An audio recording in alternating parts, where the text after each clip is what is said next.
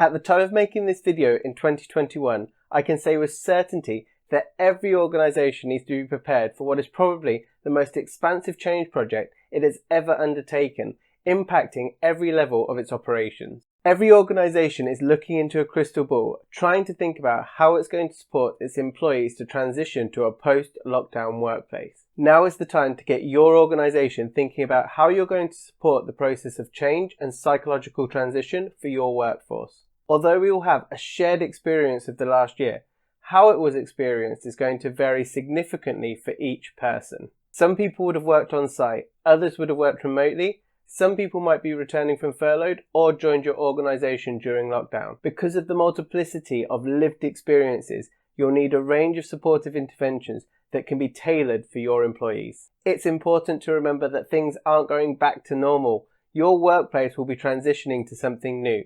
The purpose of this video is not to tell you what your new workplace will look like, because every workplace will be moving to a different future.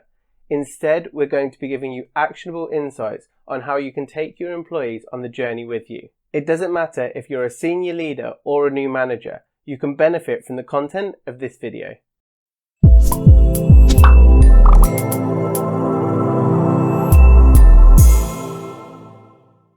Change and transition that isn't managed or is managed poorly can have a significant impact on your organisation, both internally and externally. I was listening to a talk from Bill Bartlett the other day where he compared the process of change to a parade. You've got the people who lead the parade, you've got the people who participate in the parade. You've also got the people who throw rocks at the parade. We need to focus on becoming the leaders of the parade. You might be a senior leader or supervising a small team. At all levels, you'll need to look at the strategy to support your organisation's recovery and future health. On the horizon, there are risks to employee mental health, well-being and morale, retaining and attracting talent, reputation, a failure to deliver products and services, as well as the potential to reinforce an enduring legacy of failed change. Over 70 to 80% of organisational change initiatives fail, but change itself isn't the stumbling block.